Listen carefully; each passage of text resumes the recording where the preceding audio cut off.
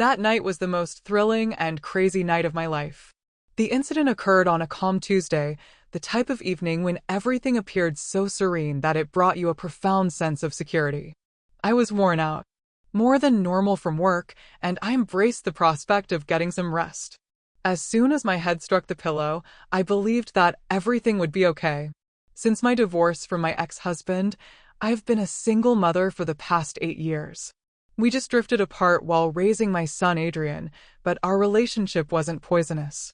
The demands of being both a mother and a father had worn me down at times to the point where night exhaustion had set in early, and I hardly had the energy to change into my pajamas before falling into bed. He was everything to me, intelligent, humorous, and always kind. Alone had been the greatest joy and the hardest challenge of my life. It was silent in the home. After a night of playing video games and doing homework, Adrien had gone to bed a few hours earlier, and I was glad to have some alone time. My room was dark except for the dim glow of the moonlight coming through the thin curtains. I pulled the blanket up to my chin and cuddled up in bed, thinking about life while the moon's gentle glow cast faint shadows on the walls. After all the events of the preceding year, everything had been quiet lately, which was a relief. Adrien and I had gone through a lot together after his father's departure. We had simply been navigating life according to our own terms.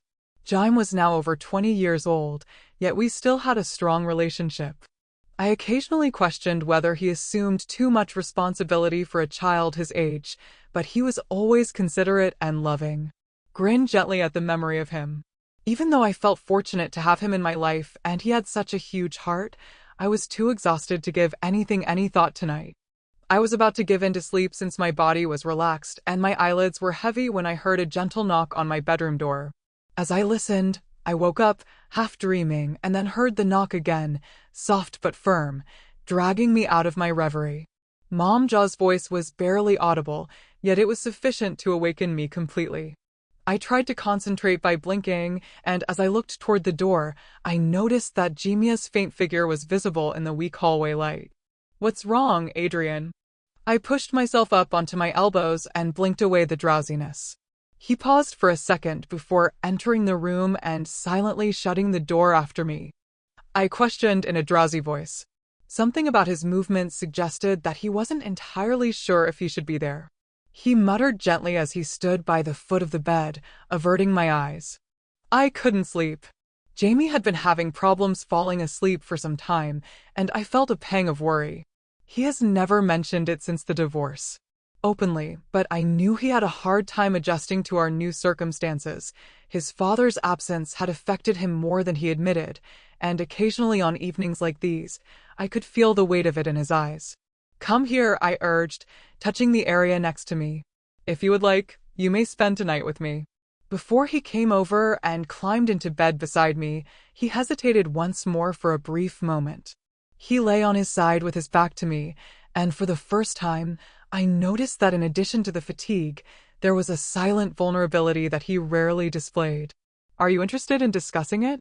I said in a quiet voice, and Jamie shook his head, letting his dark hair fall into his eyes. My heart melted. I simply wanted to be near you.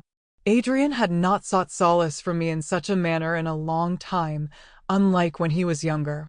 I reached out, brushed the hair back from his forehead, and gave him a gentle smile. I muttered that it was all right. "You are able to remain as long as necessary." He returned the smile, but there was still a glimmer of something deeper in his eyes that he wasn't quite ready to express. I didn't exert myself. In place of him, I reclined, covering the two of us with the blanket and allowing the quiet to descend for a time. Jamie's breathing slowed and became even and deep as we lay there, the room's silence enveloping us. I thought he had gone to sleep, but then he spoke in the lightest voice. "Do you ever miss him, Mom, again?" Although the question was unexpected, I realized Adrien was referring to his father, so I didn't need to inquire as to who he meant. Wasn't a question I knew how to answer, so I'd been avoiding it for a while. I confess that sometimes I speak in a hushed voice, but we weren't getting along, Adrien. You know that even though he nodded, his eyes were still on me, waiting for more. Do you ever wonder whether things could have turned out differently? Perhaps the weight of the past weighs heavily on my heart, but we can only move on from the past and not alter what has already happened. Jimia's eyes grazed his fingertips. As I play with the blanket's edge, I suppose I'm just wondering if there was anything I might have done differently. I sat up when he said, if only I had been more diligent, as it was akin to a jolt to the stomach. Adrien responded, no, you didn't do anything wrong, as she turned to face him. Nothing like this was your fault, even though it seems like it at times. His voice could barely be heard as he muttered. Like, perhaps Dad wouldn't have gone if I had simply been better. My eyes filled with tears, so I stretched out and embraced him. His face was buried in my shoulder as he relaxed into the embrace after a brief period of resistance. I said, listen, Adrien. My voice was shaking. You had nothing to do with your dad's departure. Your accountability did not extend to the decisions he made. You've been more than sufficient all along. I could see the tightness in his body, but he nodded into my shoulder and said, okay, you're my everything. He had been carrying this burden for too long, and I was unaware of how much it had impacted him. We continued to hold one another in that position for some time, and gradually I saw the tension reducing as Jamie's breathing steadied. After a few minutes, I could tell he was falling asleep. Despite my rushing thoughts, I managed to stay awake.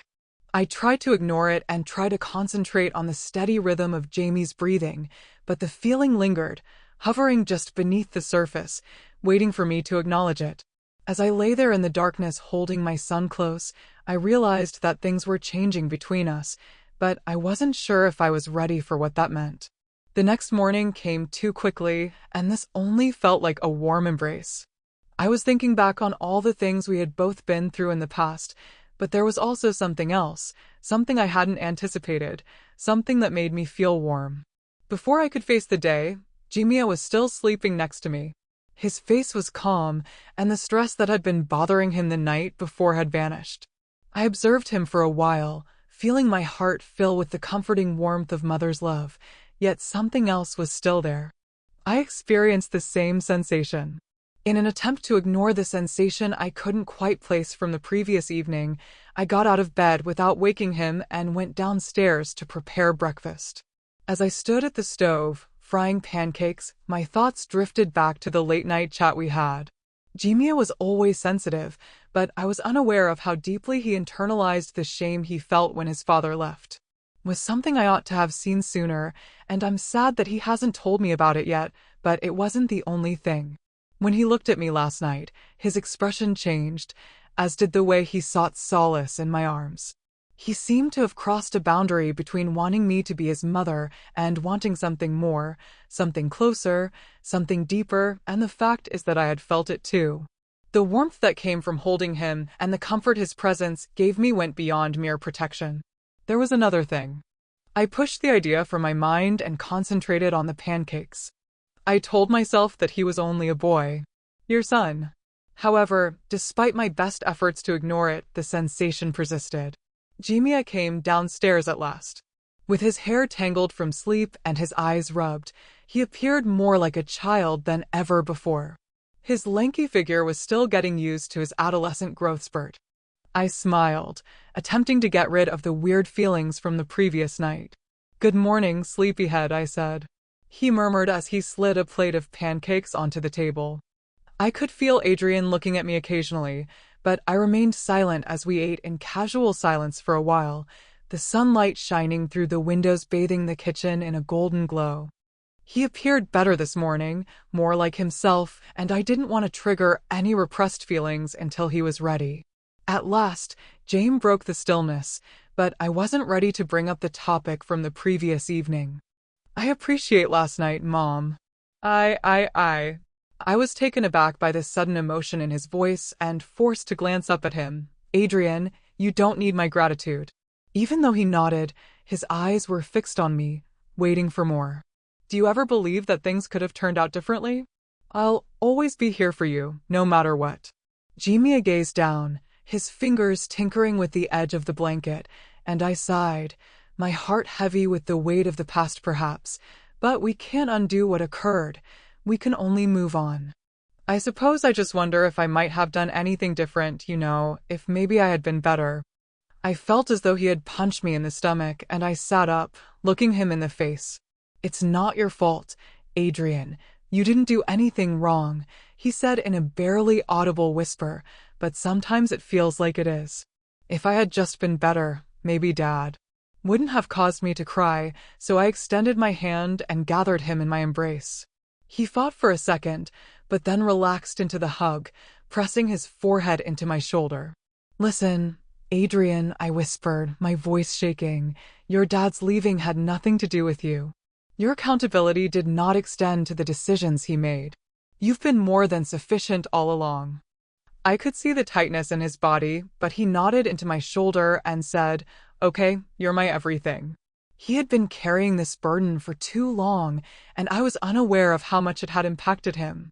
We continued to hold one another in that position for some time, and gradually I saw the tension reducing as Jamie's breathing steadied. After a few minutes, I could tell he was falling asleep. I remained awake, even though my mind was racing with memories of all the things we had experienced together.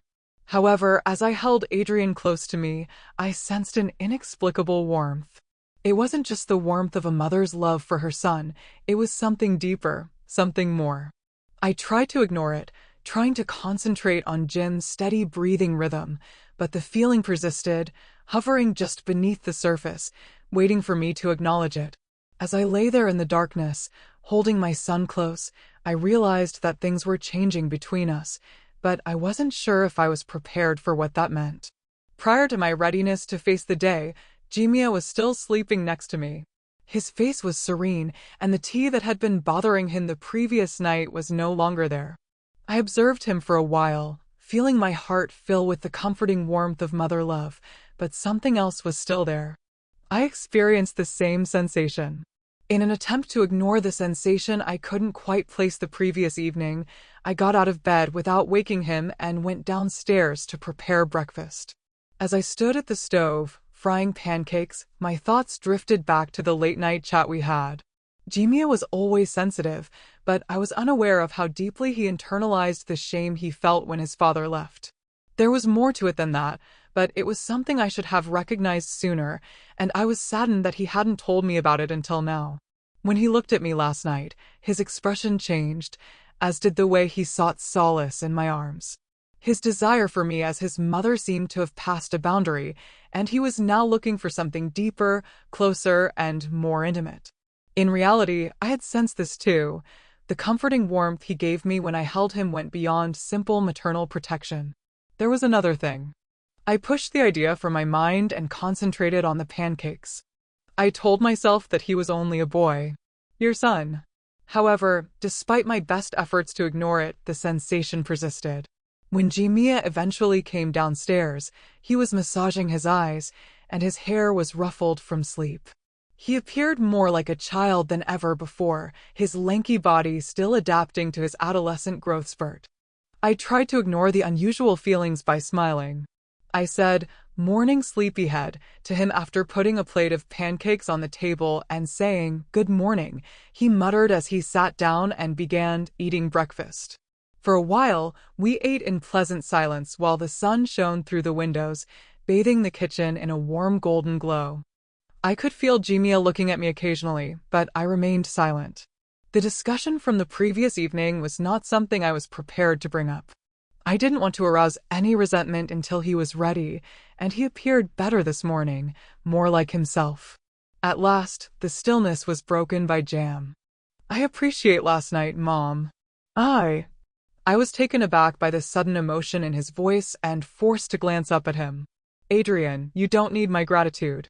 He nodded, but there was something more profound in his gaze that made me think of how he had stared at me in the dark when he believed I couldn't see him. "I'll always be here for you, no matter what." For a brief time, I felt my breath stop in my throat as his eyes lingered a bit longer than normal. The day went by without incident. The mood between us had changed, albeit I busied myself with housework, and Jamie spent much of his time upstairs playing video games or completing his homework. There was nothing obvious about it. The more I thought about it, the more I realized that my feelings weren't just motherly, they were something more. That night after dinner, Jimia and I sat together on the couch watching a movie. The room was dimly lit, the soft glow of the television casting flickering shadows across the walls. There was a quiet tension, an unspoken understanding, but as the day turned into evening, I found myself thinking about Jaime more and more. I was thinking about how much he had grown over the past few years and how he was becoming his own person. As the film progressed, I became more conscious of how near Jaime was to me, describing how his arm touched mine whenever he moved. We didn't say much, as if we were both happy to be together. Even though none of us said it, I could feel the tension between us.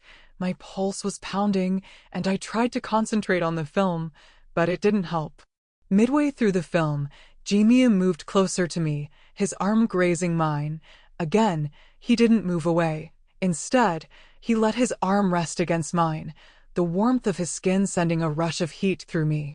I looked over at him, and he looked back at me, his eyes soft but filled with something I hadn't seen before. Every movement felt charged with unspoken emotion, and the longer we sat there, the harder it became to ignore. Yes, that was an affectionate glance. But more than that, something that reflected the feelings I had been repressing all day. I reached out and clasped his hand in mine, our fingers entwining. We sat like that for a while, neither of us talking, just holding hands in the dim light of the living room. It felt like a pivotal moment, a shift in our relationship. Instead of pulling away, Jaime gently squeezed my hand, his thumb flicking over my skin in a way that made my heart flutter. Even though I wasn't ready to examine it closely or comprehend its significance, I sensed a shift in our relationship.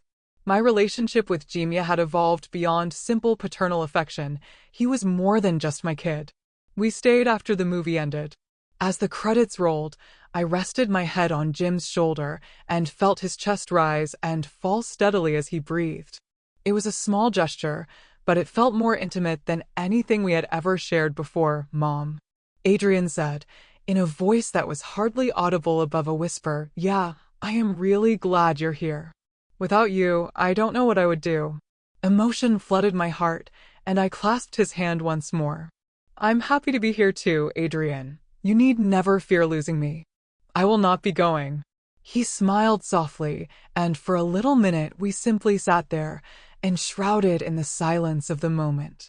It was a sensation I hadn't had in a long time, a sense of belonging, connection, and love, but it wasn't the same type of love I had always known.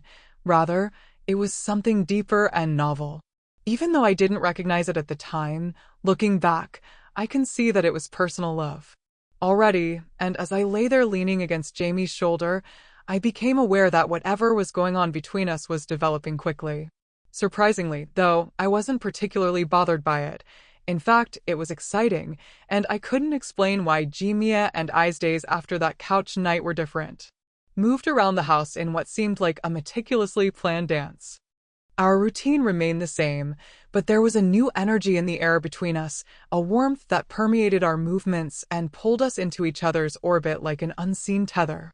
I made an effort to keep things normal and to ignore the feelings that had been awoken inside of me, but I was unable to ignore what had happened. I couldn't. I didn't want to forget how his hand felt in mine, or how his touch lingered on my skin.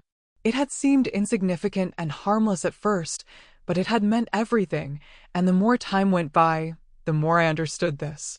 One evening, a few days after our quiet time on the couch, we were cleaning up after dinner. Adrien was drying the dishes while I washed them, and the steady rhythm of our work filled the kitchen with a peaceful quiet. The evening sun filtered through the windows, casting a golden glow over the room. It was getting harder to pretend that nothing had changed, and Jaime seemed to sense it too. I noticed how he would watch me when he thought I wasn't looking, how his eyes lingered on me a little longer, and how he continually seemed to find an excuse to be near me, softening everything as if we were encased in a dream. Adrien received a plate from me. He took it from me, and as our fingers touched, a familiar feeling passed through me. I looked up at him, and he stared at me with the same tender intensity one had witnessed. He questioned in a hushed voice, but with a tenderness that broke my heart, "Before you okay, Mom?" "Yes, I'm okay," I responded, smiling at him as I considered what had happened. I was a little hesitant about how to respond. not wanting to lie to him, but I wasn't sure if I was prepared to be really honest about us either, so I said in a low voice. Jimia put the dish down on the counter and turned to face me directly, his eyes probing mine, choosing to be evasive yet honest. What about us? In my chest, my heart thumped. The tension between us lingered in the air, thick and heavy like the silence before a storm, but there was no turning back now that we were here. I hadn't intended for the talk to continue on this path. I don't know. It feels like things have changed, I whispered. Jimmy moved closer, his body inches from mine now, and for a brief moment, the only sound in the room was the steady rhythm of our breathing. With a shiver running down my spine, he reached out and touched a strand of hair behind my ear. He spoke softly, barely audible above a whisper. They have changed. But isn't it not a good thing, is it? I was overcome by the love and care with which he gazed at me as I looked up at him, my pulse pounding. My thoughts were racing, but all I could think about was how near he was and how much I wanted to let myself fall and bridge the short gap between us. I have no idea about what this was. To be honest, I don't recognize this. Jam muttered, I think it's just us, as his hand hovered over my face, his fingertips barely brushing my cheek. Only you and I are together. Leaning into his touch for a little period, I inhaled deeply and let the warmth of his palm calm the tempest that had been inside of me for so long. Leaning on one another, we had been the only two of us navigating the world. Even though our relationship had always been close, it seemed to be developing into something more than either of us had anticipated. Jimia was still observing me with a kind face when I opened my eyes. He hesitated, his words stopping in his throat, but he was full of emotion. Mom. I don't know how to put it, but I care about you. I love you more than I've ever loved anyone. My heart skipped a beat when he spoke, and for a brief moment, I was unable to breathe because the feelings that had been building inside of me for days or even weeks suddenly came rushing to the surface and overwhelmed me with their intensity. I had been trying to control them, but now that I was standing so close to Jimia, with his hand on my cheek and his loving eyes, I was unable to do so. I care about you too, I said in a whisper, my voice shaking more than you can imagine. Jim's eyes became softer. And then, gently, I leaned toward him. For a moment, we stood motionless, the world beyond the kitchen disappearing, leaving only the space between us, the bond growing stronger with each passing day. He leaned in my direction as well, and I covered his leg with mine. I gave him a kiss, and he did not hold back at all. I guess he couldn't hold it either, because the most tender but personal kiss I've ever experienced was when his lips touched mine. It was a flurry of activity, a strong manifestation of the love that had been growing between us, and before I realized it, things were becoming worse. For the first time in a long time, I felt alive as I closed my eyes and let the moment pass over me. No, this wasn't incorrect. Perplexing. While we were busy, I told myself that it was love, pure and simple, and that it was the kind of love that had developed organically between us, blossoming out of years of care, trust, and understanding. After 30 minutes, Jimia decided it was over, and we lay there slowly realizing what had just happened. When Jimia pulled back, he smiled at me with warm eyes. Are we all right? I took a nod. For a little period, I was unable to talk because my heart was too full and overwhelmed by all I was experiencing. After we were done, I mumbled, "We're okay that night." Jimia and I cleaned up and then sat on the back patio to watch the sky. It was a calm night with cool air and clear skies, and I felt as though I could finally breathe for the first time in weeks. The weight of our unsaid feelings had been removed, and in its place came a sense of serenity and tranquility. Although we didn't need to, we didn't speak much. There was no hurry or strain. It was sufficient to just sit next to each other and enjoy the night's silence. Jimia reached over and grasped my hand, suggesting that whatever was going on between us was developing at its own rate and that I was happy to let it happen that way. We sat down after I grinned and gave him a gentle squeeze on the hand that felt warm against my own. Love was evident as we watched the stars above us in cozy calm. Unlike anything I had ever imagined, it was real, forceful, and substantial. As I sat next to Jimia, holding his hand beneath the night sky, I knew that we would face whatever came next together as the days stretched into weeks. We didn't need to discuss it much since Adrien and I's modest closeness became a part of our everyday lives. Whatever was developing between us was just there and didn't require names. It was fluid, naturally in the way we looked at one another, the way we found reasons to touch, and the way we spent those quiet, lingering moments that were ours and ours alone. However, as each day went by, I felt the connection between us growing stronger, more real, and less conflicted. James was no longer just my son. He had unexpectedly become my partner, and it seemed as though our relationship had changed into something that was ideal for both of us. We were unaware that we needed it. Not until a rainy afternoon in late autumn did everything finally come into focus. The sky was dark, with thick clouds swirling overhead, and the rain tapped steadily against the windows, filling the house with the peaceful sound of nature. Adrien and I were sitting in the living room, with the fire crackling softly in the fireplace while we sat together on the couch covered with a blanket. The warmth of the fire combined with the coziness of the moment made me feel as though the pull between us was getting stronger. Jimia's head was resting on my shoulder as he leaned against me, and I was enjoying the silence while idly running my fingers through his hair. I could feel Jamie's breathing slow and steady, and I knew without words that he was thinking the same thing as me. The way the rain blurred the outside world and the fire made the room feel like our own little universe made everything seem more intimate and intense. The unspoken emotions between us had grown so strong that it felt like we didn't even need to speak anymore. We were aligned and in sync. Jamie turned to face me and raised his head a little, making eye contact. For a long time, we simply gazed at one another. The gentle glow of the fire and the steady rhythm of the rain filled the room, and I realized then that what we had in common was more than just love. It was a bond that had grown into something concrete, something that was true to motherhood. Adrien whispered, his voice low but full of emotion. I remained silent. I just waited for him to finish, understanding that what he was going to say was crucial. With his hand reaching out to take mine, he whispered, I love you. He said, not just because you're my mom, but because of who you are, everything about you, and I don't know if that's okay or not, but I can't help it.